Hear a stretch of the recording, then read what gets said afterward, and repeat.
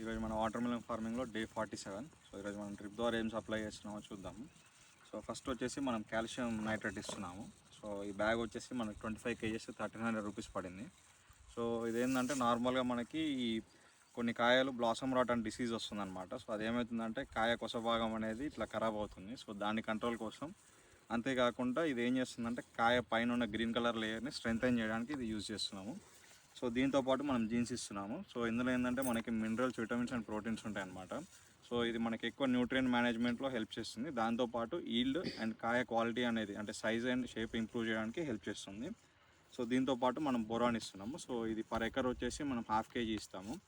So దీనివల్ల uses ఏంటంటే ఇది ఫ్లవరింగ్కి హెల్ప్ చేస్తుంది, మంచిగా ఫీమేల్ ఫ్లవర్స్ ఎక్కువ రావడానికి. సో దాంతోపాటు కాయ షేప్ అనేది మంచిగా రావడానికి హెల్ప్ చేస్తుంది అనమాట. సో మనం ఇవన్నీ ఇప్పుడు వెంచర్ ద్వారా సప్లై చేద్దాం.